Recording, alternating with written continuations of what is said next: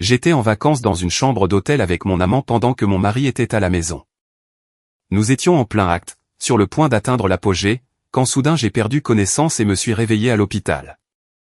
J'étais paralysé et ne pouvais plus bouger. Ma fille est venue et m'a expliqué ce qui s'était passé. Puis elle s'est mise à pleurer et m'a raconté ce qui était arrivé à mon mari. J'étais terrifié jusqu'au plus profond de mon être. Bonjour à tous et bienvenue sur la chaîne Freshme. Aujourd'hui, nous allons découvrir une histoire de Reddit, mais avant de commencer, n'oubliez pas de vous abonner, de liker la vidéo si elle vous a plu, et de laisser un commentaire ci-dessous. Ces simples clics sont très importants pour l'avenir de cette chaîne. Avant toute chose, j'étais un homme concentré sur son travail. J'ai grandi dans une petite ville où tout le monde se connaissait et suivait un chemin simple, l'école, un bref passage à l'université, puis le travail. Mon emploi n'était pas prestigieux, mais j'aimais les responsabilités. Je travaillais dur, j'économisais de l'argent et je menais une vie tranquille. Les relations et l'amour n'étaient pas mes priorités. Je me disais que ça arriverait bien un jour. Puis j'ai rencontré Laura. Elle ne ressemblait à personne que je connaissais, avec une détermination qui dépassait la vie de tous les jours. Nous nous sommes rencontrés au travail, et les déjeuners informels sont vite devenus plus sérieux. Laura était ambitieuse, et cette ambition m'a attiré, même si je ne réalisais pas à quel point elle serait dévorante. Je suis né Leslie, un prénom auquel je ne me suis jamais senti attaché, alors à 18 ans, je l'ai légalement changé en Jacob Wagner. Pendant 7 ans, j'avais vécu en tant que Jacob, m'habituant à ma nouvelle identité. La vie a changé lorsque j'ai rencontré Laura Elizabeth Keyes lors d'une formation professionnelle. Elle avait une présence presque royale, et j'ai été immédiatement captivé lorsqu'elle s'est présentée. D'autres gars étaient attirés par elle aussi, mais j'ai été le plus audacieux, l'invitant à sortir le premier. Elle a poliment refusé, comme elle l'a fait avec tout le monde, mais cela n'a fait que renforcer ma détermination. Le dernier jour de la formation, elle nous a donné sa carte de visite, en disant que nous pouvions la contacter si nous avions des questions. J'ai attendu le lundi pour l'appeler, laissant un message, « Quel problème dois-je inventer pour que vous acceptiez un rendez-vous avec moi ?» Elle a rappelé le lendemain, et après quelques plaisanteries, nous avons convenu de nous voir le soir au lieu du déjeuner. C'est comme ça que tout a commencé. Nous avons dîné ensemble tous les soirs du reste de la semaine et avons poursuivi cette routine pendant 5 semaines supplémentaires. Nous ne déjeunions jamais ensemble car elle s'entraînait tous les jours de 11h à 13h. Elle faisait de la course à pied, de la natation ou du vélo, se préparant pour la compétition Ironman. L'Ironman comprenait 3,8 km de natation, 180 km de vélo et un marathon complet de 42,2 km, le tout à réaliser en moins de 17 heures. Laura était végane, donc nos repas se composaient principalement de quinoa, de chou kale, de tofu et d'autres aliments d'origine végétale. Il m'a fallu un certain temps pour m'adapter à son régime. Nous avons fait l'amour pour la première fois chez elle, qui ressemblait plus à une salle de sport qu'à une maison, avec des ballons en caoutchouc et des bancs de musculation en guise de siège. Son lit était dur, mais notre connexion physique était incroyable, et elle n'a fait que s'améliorer avec le temps. Nous étions intimes dès que nous le pouvions. 14 mois après notre rencontre, nous nous sommes mariés. Elle a arrêté de s'entraîner pendant notre lune de miel mais a repris immédiatement après. Un soir, elle a mentionné vouloir participer à l'Ironman du Wisconsin, son premier à ce niveau, et a dit qu'elle devrait s'entraîner encore plus dur. Je ne pouvais pas l'imaginer s'entraîner plus qu'elle ne le faisait déjà, mais elle était confiante. J'étais hésitant, car son entraînement était déjà intense, et se préparer pour un Ironman doublerait le temps consacré. Bientôt, nos dépenses ont commencé à augmenter. Environ 4 mois après le début de son entraînement intensifié, elle a dit qu'elle avait besoin d'un coach. Sa salle de sport avait un entraîneur avec une expérience de l'Ironman, mais il était cher. La première chose qu'il a faite a été de la convaincre de quitter son emploi pour se concentrer à plein temps sur l'entraînement, ce qu'elle a fait sans me consulter. La perte de son revenu a mis à rude épreuve notre budget.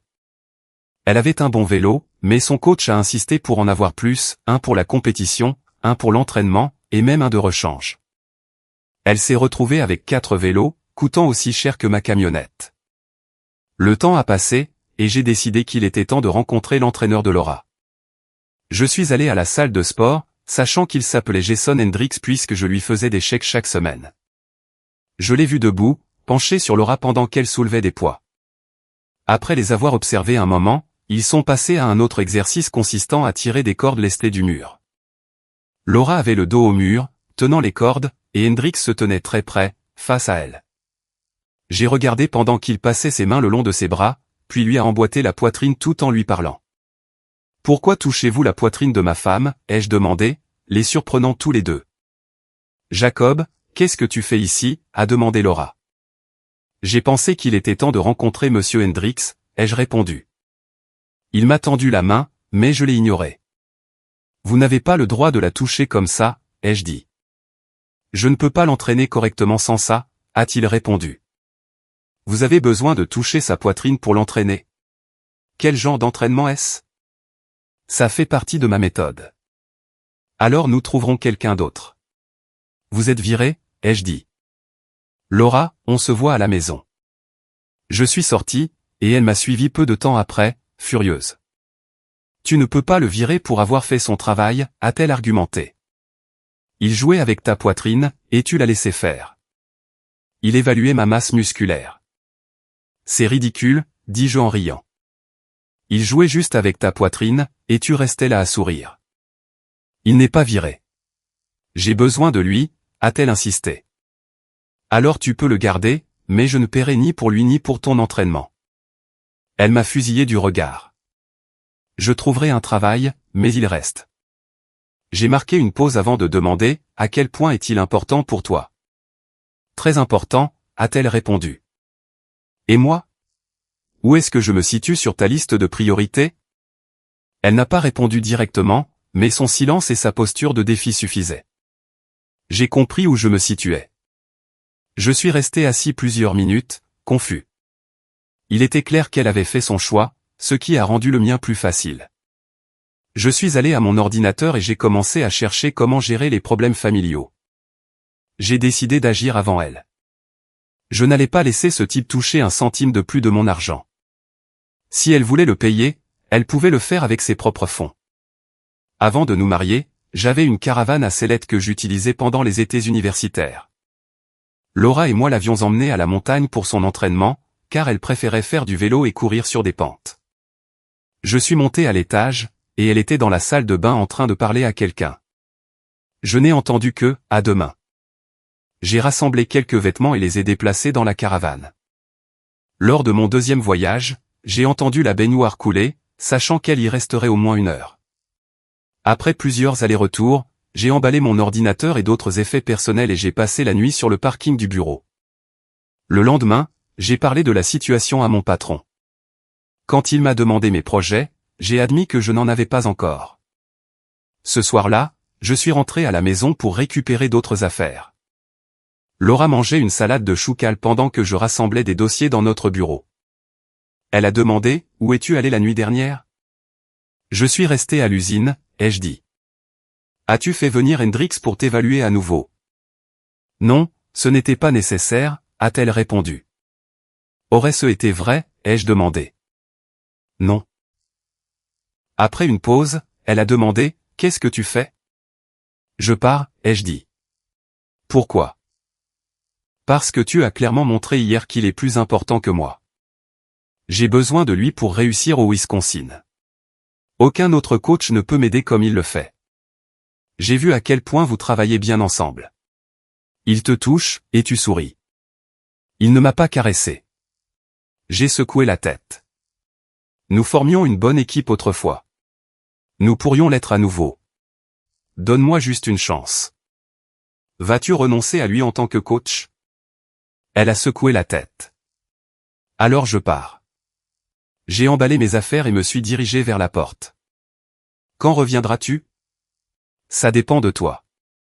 Dis-moi qu'il est parti, et je resterai. Sinon, je pars pour de bon. Sans hésitation, elle a dit, il reste. L'un de nous était égoïste, ou peut-être les deux. Je voulais une femme, elle voulait concourir. Il m'a fallu 3 voyages pour charger le reste de mes affaires dans ma camionnette, et elle a regardé à chaque fois. Lors de mon dernier voyage, elle a demandé, où vas-tu? Je ne sais pas. Quand seras-tu de retour? Nous en avons déjà discuté. Je ne reviens pas. Jacob, tu ne peux pas faire ça juste à cause de mon coach. Et tu ne peux pas choisir un coach plutôt que moi, mais il semble que c'est ce que tu fais. J'ai pris la moitié de notre argent, annulé ses cartes de crédit et coupé son téléphone. Je lui ai rappelé que les factures étaient dues et lui ai conseillé de trouver un travail rapidement ou de faire face à des problèmes financiers. J'ai attrapé ses vélos de compétition et de rechange dans le garage, les ai jetés dans ma camionnette, et elle a accouru en protestant, « Tu ne peux pas les prendre. » C'est moi qui les ai payés, ai-je répondu et je suis parti. Elle ne semblait pas se soucier de mon départ, mais perdre les vélos la bouleversait. Le lendemain matin, je suis passé en voiture devant la salle de sport et je l'ai vu pleurer pendant que Hendrix lui tenait les mains. Je ne savais pas si c'était parce que notre mariage était terminé ou parce que j'avais pris ses vélos. J'ai pris le lendemain de congé pour trouver une place pour ma caravane et je me suis installé. Plus tard, j'ai tout raconté à mes parents. Ma mère m'a demandé si j'allais bien, et mon père si j'avais besoin d'argent. J'ai dit oui à la première question et non à la seconde. Laura et moi ne nous sommes pas parlé pendant 2 semaines, jusqu'à ce qu'elle appelle.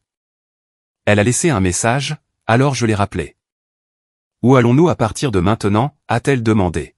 « T'entraînes-tu toujours avec Hendrix ?»« Oui, j'ai besoin de lui. »« Alors nous allons divorcer. »« Tu ne peux pas être sérieux. »« As-tu couché avec lui ?»« Comment peux-tu demander ça ?»« Question simple. »« L'as-tu fait ?» Elle a raccroché. Le lendemain, mon patron m'a offert un poste à Leadville, au Colorado, et je suis parti pour le Colorado le jour suivant. 2 mois ont passé, et l'automne est arrivé au Colorado. L'hiver approchant, une petite caravane n'était pas idéale, alors j'ai loué un appartement et acheté des meubles d'occasion bon marché. Après avoir vécu dans une caravane, l'espace supplémentaire semblait étrange. Ma famille m'a invité à la maison pour Thanksgiving, et j'ai accepté. À ce moment-là, j'avais repris mon régime alimentaire habituel, plus de quinoa, de chou kale ou de tofu. Thanksgiving avec ma famille était agréable, et Laura ne manquait à personne. Le lendemain, je suis retourné à Leadville. En faisant le plein de ma camionnette, j'ai rencontré un vieil ami, Zek. Nous avons rattrapé le temps perdu, et il m'a dit qu'il avait vu Laura avec un type musclé, probablement Hendrix. Autour d'un café, Zek a mentionné les avoir vus se tenir la main et s'embrasser en public. Pendant que nous parlions, le frère de Zek a appelé. Pendant l'appel, Zek a appris que Laura et Hendrix séjournaient au motel EMS. Il a suggéré que nous y jetions un coup d'œil avant que je quitte la ville. Nous sommes allés au motel, et je me suis garé dans un coin éloigné. Le frère de Zek, qui y travaillait, nous a assuré qu'il n'y avait pas de caméra en état de marche, donc nous n'avions pas à nous soucier d'être vus. Il a également mentionné que Laura et Hendrix y séjournaient parce que Hendrix était marié et ne pouvait pas l'emmener chez lui. Ils y restaient généralement une fois par semaine, et comme sa femme était partie pour Thanksgiving, ils y étaient depuis 2 jours. Zek a demandé à son frère la clé de leur chambre, lui assurant que nous la rendrions rapidement. Même a remis la clé sans hésitation. Le motel utilisait encore des clés classiques au lieu de clés électroniques. Zek et moi sommes allés dans leur chambre, et il était clair que quelqu'un y avait récemment eu des moments d'intimité. « Ok, Jacob, c'est à toi de jouer maintenant. Je vais prendre des photos de l'extérieur, et tu en prends à l'intérieur, » a dit Zek. « Tu es sûr que même n'aura pas de problème ?» ai-je demandé. « C'est le propriétaire. Il ne risque rien. Fais juste ta part, et je ferai la mienne. » La chambre était au 2e étage, donnant sur un chantier de construction. La porte du balcon était cassée et ne pouvait pas être verrouillée. Je suis descendu demander une échelle à même, et il m'a dirigé vers sa remise. J'ai pris une échelle, l'ai testée, puis je suis retourné à ma camionnette pour attendre. Environ une demi-heure plus tard, Zek a appelé pour dire qu'ils étaient de retour. Il faisait déjà nuit, et j'ai attendu que la lumière de la chambre s'allume. Comme ils n'ont pas pris la peine de fermer les rideaux, je suis monté tranquillement les escaliers et j'ai commencé à prendre des photos pendant qu'ils se déshabillaient après la salle de sport. Quand ils ont regardé vers le balcon, je me suis esquivé. Laura n'avait jamais de relation intime sans prendre une douche, alors ils se sont dirigés vers la salle de bain avec la porte ouverte, mais la douche était encastrée dans le mur. Ils ne pouvaient pas voir ce qui se passait à l'extérieur. Je me suis mis au travail, emballant tous leurs vêtements dans 2 valises de voyage. J'ai attrapé tout ce qui était suspendu au portant près de la salle de bain, jetant tout par-dessus le balcon. J'ai vérifié la salle de bain pour tout objet oublié, rampant même à l'intérieur pour prendre toutes les serviettes, les gants de toilette et le tapis de bain. Je pouvais les entendre parler sous la douche mais ne distinguais pas les mots. Je savais qu'ils ne pouvaient pas me voir à cause du rideau de douche.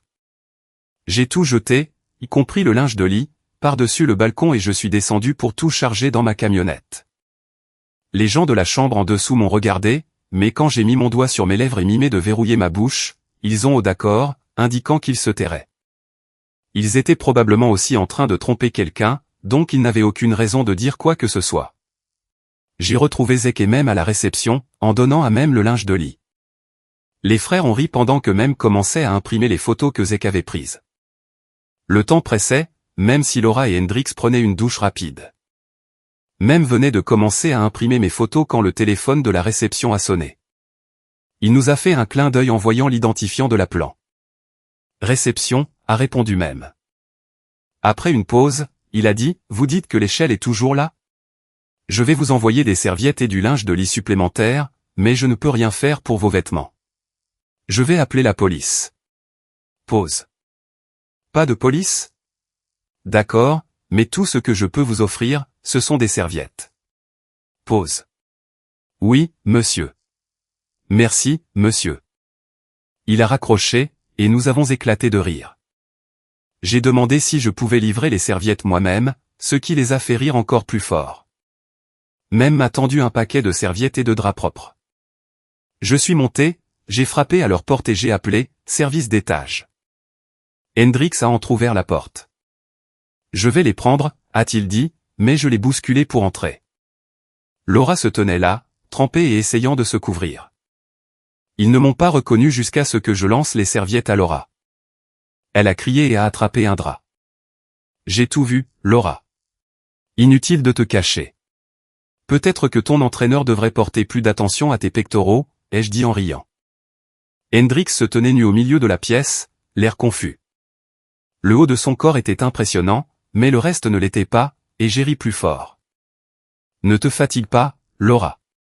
Je serai en ville assez longtemps pour demander le divorce. Bonne chance au Wisconsin. Jacob, s'il te plaît, a-t-elle commencé, mais je suis sorti. J'ai laissé la porte ouverte en partant, et Hendrix n'a pas bougé de tout ce temps. Laura a essayé de m'appeler, laissant des messages depuis son téléphone et celui du motel. Dans ces messages, elle disait que je l'avais abandonnée et qu'elle avait besoin de Hendrix, d'abord pour l'entraînement, puis pour un soutien émotionnel. Je suis resté en ville pendant 2 jours pour entamer la procédure de divorce. En fouillant dans les vêtements que j'avais pris de leur chambre, j'ai trouvé le portefeuille, les clés, le téléphone de Hendrix et un petit carnet noir avec des noms, des adresses, des numéros de téléphone et des notes de partenaires sexuels. Laura était notée 6 sur 10. Mem m'a dit plus tard que quelqu'un leur avait apporté des vêtements après mon départ, et qu'ils avaient quitté l'hôtel le lendemain matin, vêtus de survêtements mal ajustés. L'homme avait apporté un double des clés de la voiture de Hendrix. Avant de retourner à Leadville, je me suis arrêté chez Hendrix et j'ai donné à sa femme ses vêtements, ses effets personnels et des copies des photos que Zek et moi avions prises. Celles de Zek les montrant entrant dans le motel en se tenant la main, les miennes les montrant en train de se déshabiller. Aucune n'était explicite, mais il était clair ce qui se passait. Elle était particulièrement intéressée par le carnet noir. Je lui ai également remis les affaires de Laura. Et lui ai suggéré d'appeler Laura pour qu'elle vienne les chercher, en riant pendant que je partais. Quelques heures plus tard, alors que je retournais à Leadville en voiture, Laura a appelé. « Jacob, tu m'as quitté. Parlons, et apporte mes vélos quand tu viendras. » Ces vélos lui manquaient clairement, mais je les avais déjà vendus. « Va te faire foutre », ai-je répondu et j'ai raccroché. Plus tard, mon patron organisait une fête de Noël pour tout le monde à l'usine. Je me suis porté volontaire pour être barman, car je savais faire la différence entre le gin et le bourbon. La fête battait son plein, et je n'ai pris qu'une seule pause pour aller aux toilettes. Je m'amusais autant que les autres invités. Une femme m'a apporté une assiette de nourriture et m'a dit de faire une pause. Elle s'est assise au bar avec moi pendant que le reste des invités, environ 40 personnes, se mêlaient dans le grand sous-sol. Certains étaient assis près de la cheminée, riant, tandis que d'autres dansaient. Nous étions les seuls à ne pas participer, moi en train de manger et elle en train de regarder. « Je m'appelle Diane Webster », a-t-elle dit. « Je vous observe, et vous n'avez pas l'air dérangé de manquer la partie principale de la fête.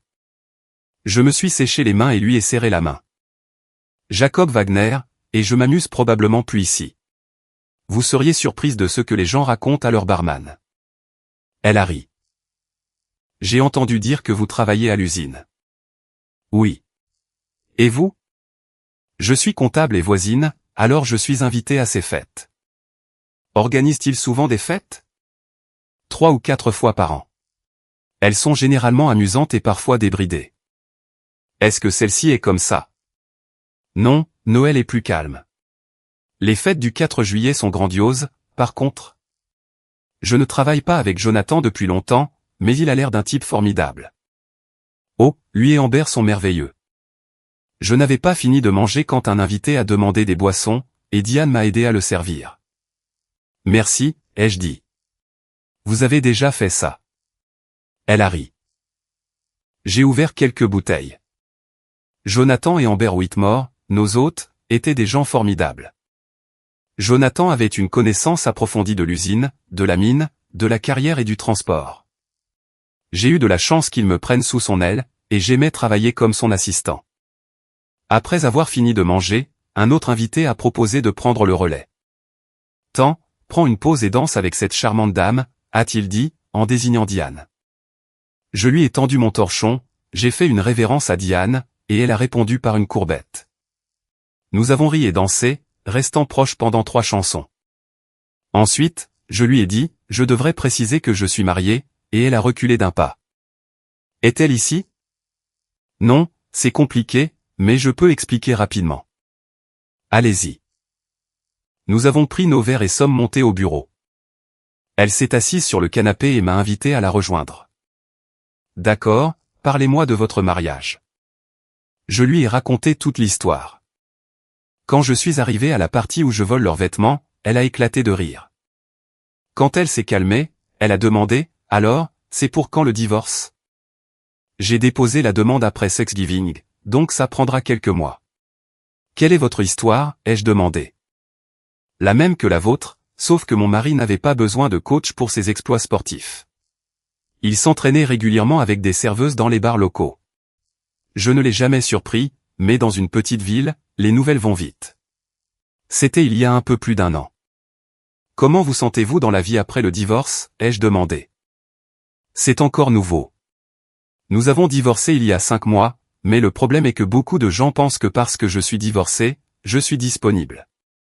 J'ai ri, mais j'ai réalisé qu'elle n'était pas quelqu'un avec qui je voulais m'engager. Nous avons parlé jusqu'à ce qu'Amber Whitmore nous dise qu'il était temps de partir. J'ai raccompagné Diane jusqu'à sa maison voisine, et nous nous sommes dit au revoir avec une poignée de main. 2 jours plus tard, j'ai demandé le numéro de téléphone de Diane à mon patron. Je ne peux pas le donner sans sa permission, mais je peux lui donner ton numéro, et elle décidera.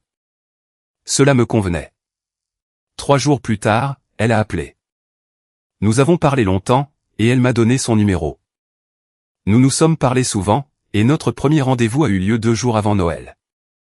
Nous avons dîné, dansé un peu, et je l'ai raccompagnée chez elle. Elle passait Noël avec sa famille, et j'étais seul dans mon appartement. Vers 17h30 le jour de Noël, on a sonné à ma porte. C'était Diane. Voudriez-vous de la compagnie, a-t-elle demandé. J'en serais ravi, ai-je répondu, et elle est entrée avec un petit panier. Elle a sorti de la dinde, du jambon, des pommes de terre et tous les plats habituels de Noël. J'ai dit à mes parents que vous étiez probablement seul et affamé, alors ma mère a préparé ça pour vous. Remerciez-la pour moi. Ça a l'air fantastique. Nous avons mangé et parlé tout le temps, puis nous avons nettoyé ensemble. Plus tard, nous nous sommes assis sur mon canapé avec du lait de poule, en parlant toujours. J'ai découvert que son ex-mari travaillait à la meilleure quincaillerie de la ville, et j'ai réalisé que je le connaissais pour avoir discuté avec lui au magasin. Ils avaient été mariés pendant 3 ans avant de divorcer. Il avait l'air d'un type bien, ai-je dit. Il l'est. Nous sommes toujours amis, mais il trompe, et je ne tolère pas les tricheurs. Puis-je poser une question personnelle? N'hésitez pas à me dire que ce ne sont pas mes affaires. Allez-y. Votre ex travaille dans une quincaillerie, et vous êtes comptable. Comment pouvez-vous vous permettre de vivre près des Whitmore? Elle a souri. Grâce à mes grands-parents. Ils possédaient le terrain où le quartier a été construit. Ma maison a été la première et a servi de modèle pour les autres. Quand tout a été vendu, ils me l'ont donné. Arrière-grands-parents. Où vivent-ils? Ils ont un petit ranch au Texas. Ils sont en fête chez mes parents pour Noël, et je viens de rentrer. Il était plus de minuit quand Diane a décidé de partir. Je l'ai raccompagnée à sa voiture et j'ai vu qu'environ 25 cm de neige était tombée. Je n'étais pas habitué à une telle neige et je m'inquiétais qu'elle rentre en voiture, mais elle m'a rassuré, ayant conduit dans ces conditions toute sa vie. Ce n'est pas un problème, a-t-elle dit pendant que nous déneigions sa voiture. Les déneigeuses ne sortent que lorsqu'il y a environ 15 cm. Ça ira. Elle a posé sa main sur mon épaule, m'a attiré pour un baiser et a dit « Joyeux Noël. Je t'appellerai quand je rentrerai si tu veux. » Je veux que tu le fasses, ai-je dit en lui rendant son baiser. C'était notre deuxième rendez-vous et notre premier baiser. Notre troisième rendez-vous était le soir du Nouvel An, à la fête de ses parents. Elle m'a présenté à sa famille, y compris son frère, sa sœur et leur conjoint. La fête était animée, et nous n'avons pas eu beaucoup de temps ensemble, alors j'ai pris un verre et j'ai socialisé. Ses grands-parents étaétaient déjà retournés au Texas, mais environ 50 personnes étaient là, y compris mon patron et sa femme. Eh bien, Jacob, a dit Jonathan Whitmore, vous devez faire quelque chose de bien pour être invité ici. Je le pense aussi, Jonathan, ai-je répondu, et sa femme a ajouté, appelez-moi Amber. Chaque fois que je ne voyais pas beaucoup Diane, elle aidait ses parents, et quand j'essayais de l'aider, on me disait de profiter de la fête. C'est ce que j'ai fait, grâce aux Whitmore. Ils m'ont présenté à plusieurs membres importants de la communauté. Une jeune femme nommée Rosita Cameron, ou Rosie comme elle préférait, est restée à mes côtés, s'assurant que j'avais à manger et à boire. Au bout d'une heure, j'étais prêt à échapper à son attention collante. J'ai essayé de rester près des Whitmore et d'autres invités, mais Rosie ne voulait pas me laisser tranquille. J'ai réussi à me cacher un peu dans les toilettes, mais elle m'attendait à ma sortie. Finalement, je lui ai dit que je partais. J'ai cherché Diane mais je ne l'ai pas trouvée, alors j'ai remercié sa mère et lui ai dit au revoir. Puis j'ai pris mon manteau et je suis parti. Le lendemain matin, alors que je préparais le petit déjeuner, mon téléphone a sonné. C'était Diane. Bonne année, ai-je dit. Comment était la fête? C'était bien jusqu'à ce que maman dise que tu étais parti. Je me suis énervé, et la fête a décliné. Pourquoi es-tu parti sans me le dire? La raison principale de mon départ est une jeune femme nommée Rosita. Elle s'est accrochée à moi et ne voulait pas me lâcher. Chaque fois que je te voyais, tu étais occupé à recevoir, à servir des boissons ou des collations. Je t'ai cherché avant de partir, mais Rosita me tenait toujours la main, alors je suis parti pour lui échapper. J'ai senti son humeur s'améliorer un peu. Oh mon Dieu! C'est une bonne amie à moi, et je lui ai demandé de s'assurer qu'aucune autre femme ne s'approche trop de toi. Eh bien, elle a bien fait son travail. Personne ne s'est approché de moi, mais je ne voulais pas qu'elle te fasse peur. Bref, bonne année. Bonne année à toi aussi. Ça aurait été mieux si tu étais resté. Je prépare le petit déjeuner si tu veux te joindre à moi. J'adorerais, mais je regarde la parade des roses avec ma famille. Nous avons discuté un peu et avons fixé un dîner pour 3 jours plus tard. La veille, j'ai appelé pour confirmer. Elle pourrait quand même venir. Désolé, Jacob, quelque chose est arrivé, a-t-elle dit, sans proposer de reporter. Ce soir-là, je me suis souvenu que j'avais besoin de colle époxy pour réparer une lampe cassée, alors je me suis arrêté à la quincaillerie. Là, j'ai entendu l'ex-mari de Diane, David Webster, parler à un client. Oui, elle va me revenir. Juste quelques rendez-vous de plus, et nous serons de nouveau ensemble. J'ai merdé la première fois, mais j'ai appris. Après le dîner de demain, je saurai où nous en sommes. Le client lui a souhaité bonne chance, puis David m'a remarqué. Salut, Jacob, besoin d'aide. Juste de l'époxy, le petit format. Il a ri. On vend à peine les gros pots. À la caisse, je n'ai pas pu résister à la question, j'ai entendu que vous parliez de dîner. Vous essayez de vous remettre avec votre ex? Pas n'importe quel ex. Mon ex-femme. J'ai tout gâché, et j'essaie de réparer ça. Demain, c'est mon anniversaire, et elle a accepté de dîner avec moi. Elle avait l'habitude de me faire des cadeaux d'anniversaire spéciaux, si vous voyez ce que je veux dire. Il a ri, impliquant clairement quelque chose de plus. Qu'est-ce qu'elle pense de vous remettre ensemble, ai-je demandé. Pas sûr, mais nous sommes en bons termes. Parfois, nous dînons ou passons la nuit ensemble, si vous voyez ce que je veux dire. J'ai compris l'allusion, j'ai pris mon époxy et ma monnaie, puis je suis parti. 2 jours après leur dîner, Diane m'a appelé. « Comment vas-tu » a-t-elle demandé. « Pas mal. Et toi ?»« Bien dans l'ensemble. »« Alors, ton dîner avec David s'est bien passé ?»« Oui. »« Comment savais-tu ça ? Est-ce que ça a de l'importance ? » Il pense que vous allez vous remettre ensemble. Il a mentionné que juste quelques soirées agréables de plus avec toi et tout s'arrangera. Est-ce vrai ? Quelques nuits agréables de plus, et tout ira bien. Que veux-tu dire par soirées agréables, a-t-elle demandé, le ton sérieux.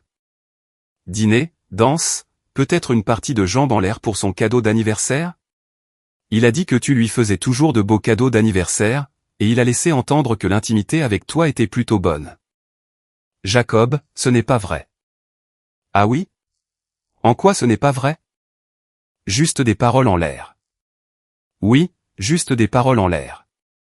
Les confidences sur l'oreiller sont toujours agréables.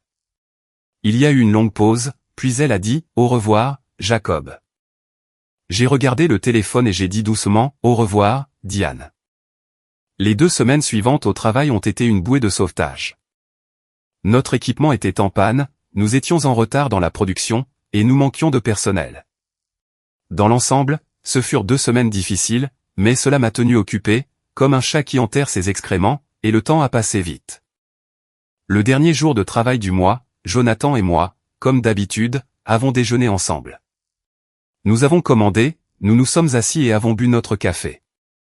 Que se passe-t-il entre toi et Diane ? A-t-il demandé. Amber a été en contact avec elle, et nous pensions que les choses allaient bien. Puis Amber m'a dit que tu l'avais accusé de coucher avec David. Tu n'as pas à partager ta vie personnelle, mais... J'ai pris une gorgée de café. Eh bien, voici l'histoire. Je lui ai tout expliqué. Donc tu ne l'as pas accusé directement, mais tu l'as sous-entendu, n'est-ce pas? Tout comme Webster te l'a laissé entendre? Le problème, c'est qu'elle n'a pas nié. Ouais, ai-je dit. Il lui a brisé le cœur une fois, et il le fera à nouveau. C'est une femme adulte, elle s'en sortira, a répondu Jonathan. J'espère, ai-je dit. Le reste du déjeuner a été consacré au travail. Jonathan voulait que j'aille à Atlanta dans quelques semaines pour convaincre le siège social de nous donner 2 camions de plus pour la carrière. Ce serait mon premier voyage au siège, et j'avais hâte de quitter cette montagne glacée pour un moment. Alors que je me rendais à l'aéroport de Denver pour mon vol vers Atlanta, cela faisait 1 mois que je n'avais pas parlé à Diane, et j'avais également changé de quincaillerie. Ce n'était que mon 4e vol, et j'avais entendu dire que voler à destination ou en provenance de Denver pendant la journée pouvait être difficile. Le décollage l'a prouvé, avec 10 minutes de turbulence, mais les choses se sont calmées une fois que nous avons atteint notre altitude de croisière. À Atlanta, nous avons obtenu les 2 camions supplémentaires, non pas à cause de mes plaidoyers mais parce que les chiffres étaient clairs. Je pense que le siège voulait juste me mettre un peu la pression, a suggéré Jonathan. J'ai rendu visite à mes parents sur le chemin du retour. Le temps chaud du sud me manquait, surtout en février. Il gelait à Leadville, mais dans ma ville natale, il faisait 20 degrés Celsius et il y avait du soleil. Mes parents sont venus me chercher à l'aéroport, et après des câlins et des baisers, nous nous sommes mis au courant des dernières nouvelles. Nous avons évité de parler de Laura, et mon avocat ne m'avait appelé qu'une seule fois au sujet du divorce. Laura ne voulait que ces 2 vélos, que j'avais déjà vendus. J'ai décidé d'appeler mon avocat le lendemain pour prendre des nouvelles. Après le dîner, j'ai appelé mon ami Zek, et nous nous sommes retrouvés dans un de nos endroits préférés pour prendre un verre. Il m'a dit que Laura et Hendrix avaient emménagé ensemble dans l'ancienne caravane. Leur seul revenu provenait de son travail d'entraîneur, et elle ne faisait toujours rien d'autre que s'entraîner. Au moins, elle l'obtenait gratuitement. Ils avaient affiché des prospectus dans toute la ville pour demander des sponsors afin de l'aider à se rendre au Wisconsin en avril pour sa compétition Ironman. Ils sont même passés 2 fois à la télévision locale pour mendier de l'argent. Zek, même et certains de mes autres amis ont clairement fait savoir que Laura était toujours mariée à moi, qu'elle avait trompé son mari et qu'elle vivait maintenant avec son entraîneur, Hendrix. La femme de Hendrix est même passée à la télévision pour révéler comment elle avait récupéré leurs affaires au motel, bien qu'elle n'ait pas mentionné qu'il avait aidé. La publicité involontaire du motel a stimulé les affaires, mais le seul sponsor de Laura restait la salle de sport où elle s'entraînait. Ses dons étaient minimes, du moins c'est ce qu'on m'a dit, bien que seuls Laura et Hendrix connaissaient les vrais chiffres. Il y avait aussi une rumeur selon laquelle elle était tombée enceinte mais avait subi une interruption de grossesse pour ne pas perturber son entraînement. Cependant, ce n'était qu'une rumeur pour autant que l'on sache. Le lendemain, j'ai appelé mon avocat, qui a confirmé la plupart de ce que j'avais entendu. Il a mentionné que notre procès était susceptible d'avoir lieu en avril et m'a demandé si j'y assisterais. Probablement pas, ai-je répondu. Pas de souci, je peux m'en occuper, a-t-il dit. Le lendemain matin, j'ai pris l'avion pour Denver. Certains voyageurs expérimentés disent que les vols du matin sont plus calmes, et ils avaient raison.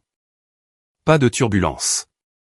Après l'atterrissage, j'ai récupéré ma camionnette et je suis rentré chez moi. Le temps était clair et ensoleillé, mais quand je suis arrivé à Leadville, il faisait un froid de canard, comme la poitrine d'une sorcière. Il était trop tard pour aller au bureau, alors je me suis dirigé directement vers le meilleur restaurant de la ville. J'avais l'intention de dîner, mais en cherchant une place, j'ai aperçu Diane avec un homme, le dos tourné vers moi. J'ai supposé que c'était David. Nous avons eu un bref contact visuel, et j'ai fait demi-tour et je suis parti. De retour dans mon appartement, j'ai passé un pain de viande au micro-ondes et j'ai bu une bière. En allant me coucher, le vent de la montagne hurlait. Des vents de 177 km/h n'étaient pas inhabituels, dispersant la neige partout.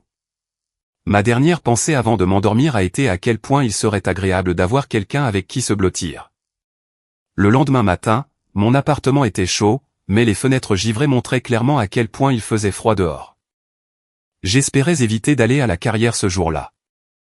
Plus tard, je me suis arrêté au bureau de Jonathan pour lui parler de mon voyage, et il m'a félicité d'avoir obtenu les 2 camions. Pour être honnête, je ne pensais pas que nous les obtiendrions, a-t-il dit.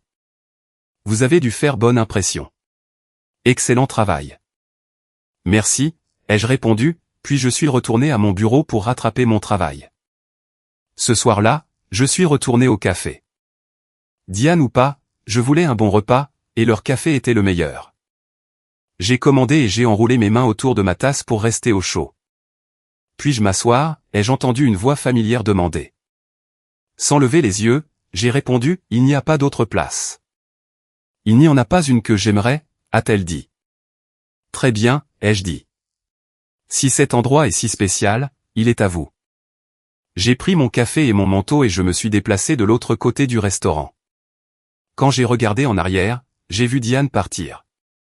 Apparemment, ce n'était pas si spécial pour elle après tout. Après cela, le café et la nourriture n'avaient plus aussi bon goût. Quelques jours plus tard, Jonathan m'a appelé dans son bureau. « Asseyez-vous, Jacob, a-t-il dit.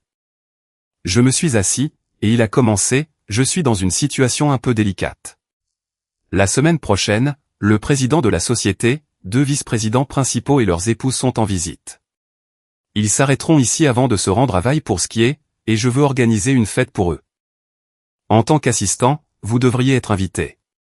Et comme Diane est une bonne amie de ma femme, elle sera également invitée. Jonathan a fait une pause avant de continuer. Il vaudrait mieux que vous et Diane veniez tous les 2 avec des cavaliers. Ce serait bien aussi que Diane amène quelqu'un. Je savais où il voulait en venir. Vous suivez, a-t-il demandé. Oui, monsieur, je comprends. Laissez-moi essayer de vous aider. Invitez Diane, et elle pourrait amener son ex. J'ai entendu dire qu'ils se remettaient ensemble, s'ils ne l'ont pas déjà fait. Je peux aller à la carrière et commencer à réparer l'un des 4 789, qui aura certainement besoin de travaux d'ici là. Cela devrait résoudre votre problème, n'est-ce pas? Jonathan a souri en secouant la tête. Vous m'avez impressionné depuis que vous avez commencé ici par la rapidité avec laquelle vous trouvez de bonnes solutions pratiques.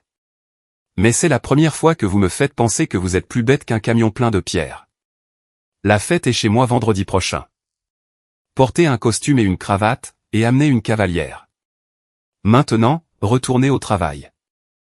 portait un costume et une cravate, et amenait une cavalière. Il était sérieux. Le costume et la cravate étaient faciles, mais trouver une cavalière était le défi. Il ne restait que 10 jours avant la fête, et je ne connaissais presque aucune femme en ville.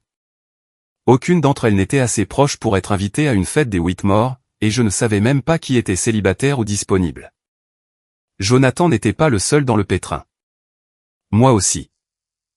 Le temps a filé, et je n'avais toujours pas de cavalière. C'était samedi après-midi, et j'étais dans mon appartement. J'ai ouvert le réfrigérateur pour sortir le sac de chili que j'avais décongelé plus tôt. J'adore le chili et expérimenter différentes recettes. Ce dernier lot était une réussite. J'ai pris le chili et une bière mais j'ai remarqué que la lumière du réfrigérateur était éteinte et que le moteur ne tournait pas. J'ai ouvert et fermé la porte plusieurs fois. Rien. J'ai vérifié le panneau électrique, et le disjoncteur du réfrigérateur avait sauté. Je l'ai réinitialisé, mais il a de nouveau sauté. Après quelques tentatives, j'ai remis la bière et le chili dans le réfrigérateur, j'ai enfilé mon manteau et je me suis dirigé vers la quincaillerie. Il y avait 2 quincailleries en ville, et j'avais évité celle où travaillait David Webster, mais l'autre magasin était fermé, ce qui était inhabituel pour un samedi après-midi. Sans autre choix, je suis allé au magasin de Webster. J'ai rapidement trouvé ce dont j'avais besoin et je me suis dirigé vers la caisse, en espérant ne pas tomber sur Webster.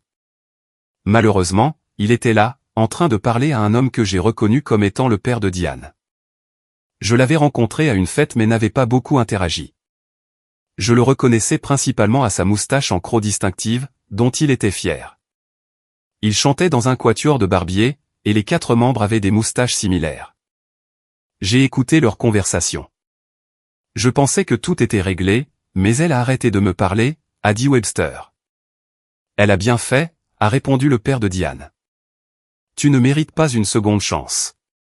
Tu as merdé une fois, et aucun de nous, surtout Diane, ne pense que tu agirais différemment si elle te donnait une autre chance. Mais qui est ce type avec qui elle sort? Personne ne semble le connaître, et personne ne les a vus ensemble. Il est de Leadville. Ce ne sont pas tes affaires, David. Laisse-la tranquille. Ils ont terminé la transaction, et après que le père de Diane ait dit « laisse-la tranquille », il a pris sa monnaie et est parti sans se retourner. Webster m'a vu et a souri. Ça fait longtemps. Comment vas-tu? Pas mal, ai-je répondu. Il semble que chaque fois que je viens ici, tu parles de ta vie personnelle. Tu parles jamais d'autre chose? Il a ri. C'est une petite ville. Il n'y a pas grand-chose d'autre à raconter. Comment va ta vie personnelle? La dernière fois qu'on a parlé, tu essayais de reconquérir ton ex-femme.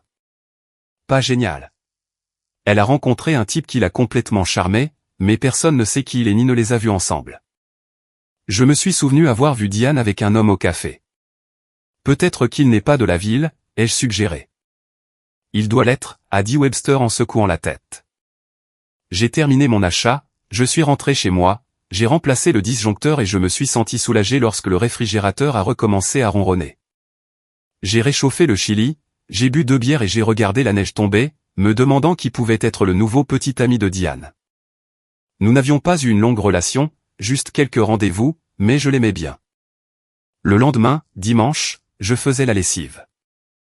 Mon immeuble ne comptait que 4 appartements et pas de buanderie, alors chaque dimanche, j'emmenais mes vêtements à la laverie automatique de la rue principale. Elle était toujours vide quand j'y allais, et je me demandais souvent comment elle restait ouverte. Un avantage d'y aller tôt était de trouver facilement une place de parking, car la rue restait calme jusqu'après l'église, lorsque les gens affluaient au restaurant d'à côté. Il était encore tôt, et ma camionnette était la seule garée à l'extérieur. Je lisais les nouvelles sur mon téléphone quand la porte de la laverie s'est ouverte. J'ai levé les yeux et j'ai vu Diane. Je suis retourné à mon téléphone, mais je pouvais entendre ses pas s'approcher. Elle s'est assise sur la chaise en plastique à côté de moi. Nous nous sommes regardés pendant quelques instants avant qu'elle ne parle. Je pense que nous pouvons nous entraider, a-t-elle dit. Comment, ai-je demandé. Jonathan et Amber organisent une fête vendredi. Nous avons tous les 2 été invités, et je sais qu'ils aimeraient que nous amenions des cavaliers. Pourquoi ne pas mettre nos différends de côté pendant quelques jours et y aller ensemble? J'ai réfléchi un instant. Et David? vous ne vous remettez pas ensemble? Ne sera-t-il pas jaloux? Honnêtement, ce n'est pas le genre de personne que tu emmènerais à une fête comme ça, si tu vois ce que je veux dire. J'ai écouté, et pendant un instant, j'ai eu pitié de David. Que veux-tu dire? David a été ton mari pendant 3 ans, n'est-ce pas? Tu as dû aller partout avec lui. Il a vécu dans la maison où tu es maintenant, et il a assisté aux fêtes des Whitmore avec toi. S'il n'est pas assez bien pour être amené à une fête, c'est triste. Je comprends qu'il t'ait trompé, mais il essaie de te reconquérir. Peut-être que cette fête est sa chance de prouver qu'il a changé. Elle m'a regardé, son expression a changé. Es-tu en train de dire que je devrais y aller avec David, a-t-elle demandé. Je ne suis pas sûr, mais il ne semble pas que tu prévois d'y aller avec moi. Sans un mot, elle s'est levée et est sortie. En la regardant partir, j'ai réalisé à quel point j'avais été stupide. Elle m'avait tendu la main, et je continuais obstinément à la repousser. C'était assez stupide. J'ai bondi et l'ai suivie. Diana. Diana, attends. Elle tenait déjà la poignée de la porte, sur le point de partir, mais elle s'est arrêtée. Je l'ai rattrapée. Eh bien, a-t-elle demandé. Ai-je balbutié. Allez, Jacob, parle. Mais ça a intérêt à être quelque chose qui vaille la peine d'être entendu. Je ne connais pas le statut de ta relation avec David, alors si je suis déplacé, dis-le-moi. Mais voici ce que j'ai pensé. J'ai pris une profonde inspiration. Laura m'a trompé. David t'a trompé. Je ne suis pas intéressé à me remettre avec Laura, elle est heureuse avec son coach. Mais David semble impatient de se remettre avec toi, et après quelques rendez-vous avec toi, je peux voir pourquoi. Tu me plais de plus en plus. Puis, quand nous avons convenu d'un rendez-vous, tu as annulé, disant que quelque chose était arrivé. J'ai laissé passer, mais j'ai découvert plus tard que tu voyais ton ex-mari. Tu m'as dit que vous étiez toujours de bons amis. Je lui ai parlé, et il a mentionné essayer de se réconcilier avec toi. Il a même laissé entendre, sans jamais le dire ouvertement, que vous aviez passé des soirées très agréables ensemble, surtout pour son anniversaire. Puis hier, j'ai entendu ton père dire à David de rester à l'écart parce que tu as un nouveau petit ami. David n'avait pas l'air de vouloir abandonner. Alors maintenant, je suis coincé au milieu entre ton ex-mari, ce nouveau petit ami et le type que j'ai vu avec toi au restaurant. Tu as suggéré que nous allions à la fête ensemble, et j'ai pensé que nous pourrions peut-être construire quelque chose de sérieux, mais je ne veux pas rivaliser, surtout quand je ne connais pas les règles. Avec toi, on a l'impression qu'il n'y a pas de règles, alors je ne sais pas quoi faire. Au moment où j'ai terminé, nous étions de retour assis sur les chaises en plastique. Elle a pris mes mains dans les siennes. Le pensais-tu vraiment quand tu as dit que je te plais de plus en plus, a-t-elle demandé. Oui. Et s'il n'y avait pas d'ex-mari et pas de type de l'extérieur, irais-tu à la fête avec moi? Avec plaisir. À quelle heure viendras-tu me chercher, ou devrais-je te retrouver là-bas? Que veux-tu dire, ai-je demandé, confus. Je veux dire que je n'ai aucune intention de me remettre avec David. Les 3 rencontres que nous avons eues après le divorce concernaient uniquement le divorce. Il a essayé de me convaincre de renoncer à la pension alimentaire, mais je ne le ferai pas. Je n'ai pas besoin de son argent, mais il continuera à payer jusqu'à ce que je me remarie, si cela arrive un jour. J'ai annulé notre rendez-vous pour lui faire comprendre que c'était fini. Rien de sexuel ne s'est passé entre nous depuis le divorce, peu importe ce qu'il a pu laisser entendre. Honnêtement, je n'avais même pas réalisé que notre dernière rencontre était le jour de son anniversaire. Quant au petit ami de l'extérieur, c'est toi. Ou c'était toi, selon la façon dont tu veux voir les choses. Des questions? A-t-elle ajouté avec un sourire. Seulement environ 3 douzaines, ai-je répondu. Tu pourras commencer à les poser pendant le dîner ce soir. Pour l'instant, ta lessive est sèche et prête à être pliée. Est-ce que 18h30 chez moi, ça te va? Ce sera parfait, ai-je dit, me sentant encore un peu étourdi. Super, à tout à l'heure, a-t-elle dit en se levant.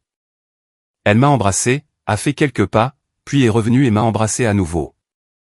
Cette fois, ça a duré plus longtemps. J'aime vraiment t'embrasser, a-t-elle dit en s'éloignant. Je l'ai regardé partir, étonné de la rapidité avec laquelle les choses avaient changé. J'ai aussi été surpris par ma propre bêtise. Pourquoi ne lui avais-je pas parlé il y a un mois? Parfois, les hommes peuvent être si stupides. Ce soir-là, le dîner n'a pas été mémorable pour la nourriture, mais tout le reste a été inoubliable et presque parfait. Cela aurait été idéal si la nuit s'était terminée dans une passion sauvage, mais ce ne fut pas le cas. Cependant, elle s'est terminée par de très agréables baisers. Jeudi, Jonathan m'a demandé si j'avais une cavalière pour la fête. Je lui ai assuré que oui. C'est bien, parce que j'ai entendu dire que Diane a aussi un cavalier, mais j'attends de vous deux que vous vous comportiez bien, d'accord? Je pense que tout ira bien, ai-je dit avec un sourire. Vendredi soir, je me suis garé dans son allée, puis j'ai marché jusqu'à la maison de Jonathan et Amber. Il y avait 2 limousines et plusieurs autres voitures à l'extérieur. J'ai sonné à la porte de Diane et j'ai souri quand elle a ouvert. Elle m'a invité à entrer pendant qu'elle attrapait son châle. Elle portait cette petite robe noire que toutes les femmes possèdent, celle qui les rend incroyables. Waouh, fut tout ce que je pus dire quand je l'ai vue. Elle a souri. Quand Jonathan nous a ouvert la porte, ses yeux se sont agrandis. Êtes-vous deux ensemble? À ce moment, Diane s'est penchée et m'a embrassé. Jonathan nous a regardés tous les deux et a dit, je prends ça pour un oui, avec un sourire. J'ai été ravi quand Jonathan m'a présenté comme son assistant aux 3 patrons et à leurs épouses. Le président a même mentionné que je les avais convaincus d'approuver 2 nouveaux camions. Oui, monsieur, ai-je répondu, mais avez-vous vu les chiffres? Après avoir ri et confirmé qu'il l'avait fait, nous avons passé une longue et agréable soirée. Les invités d'honneur sont partis à minuit, et Diane et moi étions les derniers à 2 heures du matin. Finalement, Amber a avoué à Jonathan qu'elle savait que Diane et moi viendrions ensemble mais voulait juste voir à quel point il serait nerveux. Nous avons tous bien ri. J'ai raccompagné Diane chez elle, et comme il était tard, nous nous sommes embrassés à sa porte, mais elle ne m'a pas invité à entrer. Mon avocat a appelé le lendemain pour me dire que mon audience de divorce avec Laura était fixée au 7 avril. Il m'a demandé si je comptais y assister. La dernière fois, j'avais dit probablement pas. Cette fois, j'ai dit oui. Ma relation avec Diane continuait de progresser, bien que nous ne nous soyons pas précipités sur le plan physique. Nous étions tous les deux satisfaits d'apprendre à mieux nous connaître. Puis le jour du procès de divorce est arrivé. J'étais assis à côté de mon avocat dans la salle d'audience. Laura ne s'est pas présentée, mais son avocat était là. Où est-elle? A demandé le juge. Dans le Wisconsin, votre honneur, a répondu son avocat. Pourquoi n'est-elle pas ici? Elle participe à une compétition Ironman. Qu'est-ce que c'est? A demandé le juge. Son avocat a expliqué l'endurance extrême requise pour la compétition. Et elle considère cela plus important que l'audience d'aujourd'hui? Le juge a secoué la tête. Je ne peux pas répondre à cela, votre honneur, a dit l'avocat. Je pense que je peux, a répondu le juge. Avant que je ne m'en rende compte, j'étais officiellement divorcé. Laura n'a rien reçu d'autre que l'argent que je lui avais laissé. Mon avocat m'a serré la main et m'a dit que dans quelques semaines, je serai officiellement célibataire. J'ai passé du temps avec ma famille, et pendant ce temps, nous avons appris aux nouvelles locales que Laura avait été disqualifiée de l'Ironman du Wisconsin. Elle avait terminé la partie natation mais s'était disputée avec un juge au sujet d'un problème d'équipement. Apparemment, pendant la transition de la natation au vélo, Laura, qui s'était classée 297e sur 1300, a fait tomber sa serviette. Son entraîneur, Jason Hendricks, l'a lui attendu, et elle a été disqualifiée pour avoir reçu une aide extérieure, ce qui violait les règles. Cela a mis Laura en colère, et elle a agressé physiquement Hendricks, le blâmant pour la disqualification. Elle a été arrêtée et détenue dans le Wisconsin, en attendant son procès. Jason Hendricks a été banni à vie de toutes les compétitions Ironman, et sa licence d'entraîneur a été révoquée. Pour aggraver les choses, on a découvert que le vélo de Laura avait des vitesses endommagées, une autre chose qu'elle a reproché à Hendricks. Quand j'ai appris la nouvelle, j'ai ri jusqu'à en pleurer. 2 ans d'entraînement, un divorce, une liaison et des rumeurs d'interruption de grossesse l'avaient conduite à être disqualifiée dès la première étape de sa grande compétition. Toute sa préparation, et ça s'est terminé en chaos. Ses vélos bien aimés, maintenant inutiles pour elle. Des tempêtes de neige ont frappé les routes alors que je rentrais de l'aéroport de Denver à Leadville. Diane et moi étions restés en contact pendant mon absence, alors elle était au courant du divorce et de la disqualification de Laura. Quand je suis finalement arrivé devant ma maison et que j'ai attrapé mon sac, Diane m'a soudainement sauté dessus. Après une rafale de baisers, elle m'a pratiquement traîné jusqu'à ma porte d'entrée, m'aidant à l'ouvrir. Nous avons tous les deux trébuché dans le salon, et elle a commencé à me déshabiller. Au début, j'ai cru qu'elle m'aidait juste à enlever mes vêtements d'hiver, mais elle a continué. Attends une seconde. Laisse-moi reprendre mon souffle, ai-je dit en riant. Aucune chance, monsieur, a-t-elle taquiné. Tu es divorcé maintenant, et je vais t'avoir jusqu'à ce que je perde mon souffle. Je l'ai arrêtée, la serrant fort dans mes bras pour qu'elle ne puisse plus bouger. J'attends cette partie avec impatience, mais que signifie même t'avoir jusqu'à ce que je perde mon souffle? Elle a ri. Je ne sais pas. C'est sorti tout seul. Je suppose que ça veut dire que je peux te baiser à mort maintenant que tu es célibataire. Eh bien, ça clarifie les choses, ai-je dit, l'aidant à finir de me déshabiller. Puis nous avons commencé à la déshabiller. Nous ne sommes pas restés habillés longtemps. Bientôt, nous étions tous les deux nus dans mon lit. Ce premier moment n'était pas une question d'affection ou de romance, c'était de la pure désespérance, celle qui vient de deux personnes qui n'avaient pas eu de relation intime depuis longtemps et qui étaient impatientes de rompre leur célibat. Le lendemain, nous avons tous les deux à peine réussi à arriver au travail. Diane est restée pour la nuit, et quand nous sommes partis travailler, nous étions encore en train de nous habiller. Nous avons passé la plupart de la journée à nous parler au téléphone, à trouver comment nous pourrions nous revoir plus tard. Elle avait une réunion qu'elle ne pouvait pas manquer, sinon nous aurions eu un rendez-vous en milieu d'après-midi dans mon appartement. Bien que nous n'ayons pas pu le faire pendant la journée, nous nous sommes bien rattrapés le soir. Je lui ai donné une clé de mon appartement, et quand je suis rentré à la maison, elle était déjà là, fraîchement sortie de la douche. Je ne me suis jamais douché aussi vite de ma vie. J'ai sauté dans le lit avec elle, et notre amour cette nuit-là était différent. Nous avons pris notre temps, nous nous sommes explorés et avons savouré chaque instant. J'ai étudié chaque centimètre de son corps, apprenant comment la faire sourire et gémir simultanément. J'ai aussi découvert comment la faire crier et rire en même temps. C'était comme apprendre l'art de l'amour à partir de zéro. Au VE siècle avant Jésus-Christ. Le stratège chinois Sun Tzu a écrit l'art de la guerre sur les stratégies de guerre. Après une semaine avec Diane, ma compréhension de l'amour s'était transformée. J'ai commencé mentalement à rédiger un livre intitulé L'art de l'amour, entièrement dédié à elle. La connexion physique était incroyable, mais c'était plus que ça. J'aimais la regarder, la toucher, la goûter et être proche d'elle. Je pouvais toujours sentir quand elle était près de moi. Mes parents me disaient que notre chien, Baron, pouvait sentir quand je rentrais à la maison. Il s'asseyait près de la fenêtre, remuant la queue, puis courait de porte en porte, essayant de deviner par laquelle j'entrerais. Je ressentais la même chose pour Diane. Quand elle était à proximité, mon cœur s'emballait, et un sourire se dessinait sur mon visage. L'intimité peut être décrite, mais les sensations ne peuvent pas être mises en mots.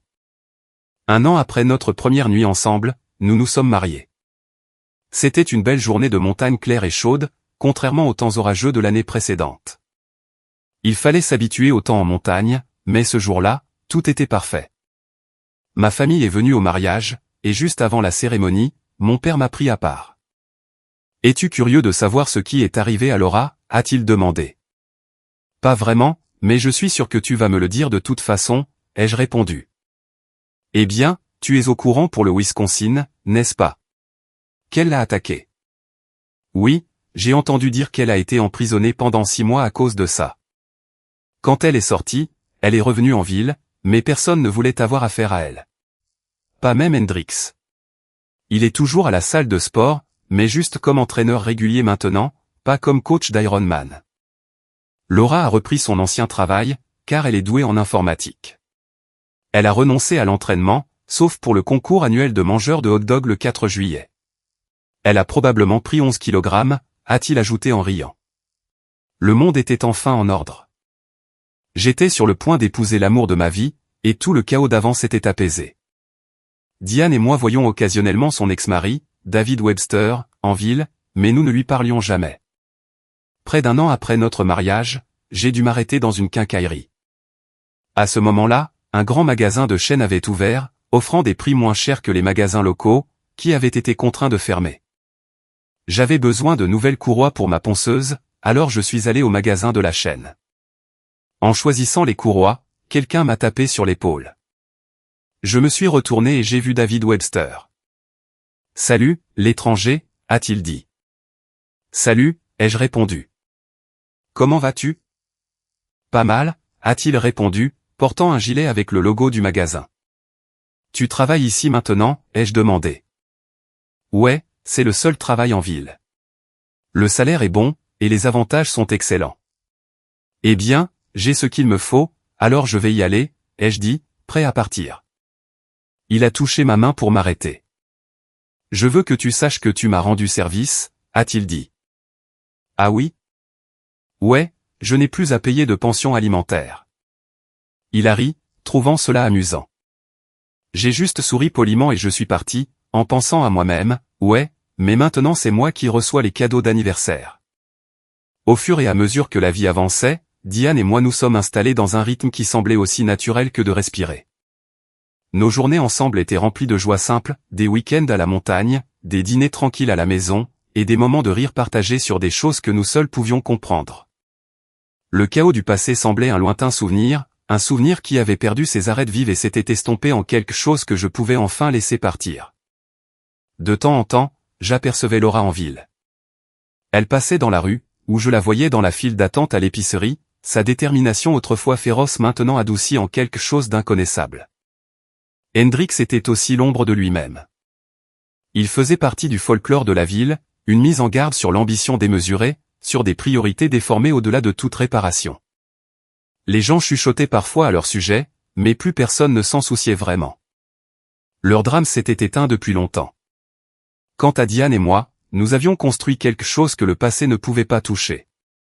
Notre amour n'était pas fait de grands gestes ou de feux d'artifice, il était basé sur la confiance, sur le fait d'être là l'un pour l'autre chaque jour dans les petits moments tranquilles qui composent une vie. Le genre d'amour qui s'approfondit avec le temps, sans avoir besoin de se prouver à qui que ce soit d'autre qu'à nous. Je pensais souvent à la chance que j'avais, à quel point j'avais failli tout laisser filer. Il y a eu des moments, fugaces mais réels, où j'ai presque laissé l'orgueil, la peur ou le doute se mettre en travers de ce qui était juste devant moi. Mais à la fin, Diane et moi nous sommes choisis, encore et encore, de la manière qui comptait le plus. Notre vie n'était pas parfaite, aucune vie ne l'est jamais. Nous avons eu notre part de disputes et de malentendus, mais nous avons toujours retrouvé notre chemin parce que c'est ça l'amour, n'est-ce pas ? Ce n'est pas l'absence de problèmes, c'est de les affronter ensemble, de se tenir côte à côte même quand les choses deviennent difficiles, surtout quand les choses deviennent difficiles. Maintenant, alors que je suis assis ici à écrire ceci, en repensant à tout ce qui s'est passé, je réalise quelque chose d'important. Ce n'est pas comment vous commencez ou même comment vous finissez. C'est le milieu désordonné, compliqué et magnifique où toute la vraie vie se déroule. Et dans ce milieu, j'ai trouvé tout ce que j'avais toujours cherché. Diane et moi avons traversé assez de choses pour savoir que nous pouvons affronter tout ce qui viendra ensuite. Nous n'avons pas toutes les réponses, mais nous avons l'un l'autre, et à la fin, c'est plus que suffisant. Quant à Laura, Hendrix, David et tous les autres qui ont croisé notre chemin, leurs histoires sont les leurs maintenant, tout comme la mienne et la mienne. Mais en ce qui me concerne, ce chapitre de ma vie, cette partie où j'ai enfin trouvé la paix, l'amour et la simple joie de me réveiller à côté de quelqu'un qui rend chaque jour meilleur, est la seule histoire qui compte. Et j'ai hâte de voir ce qui va suivre.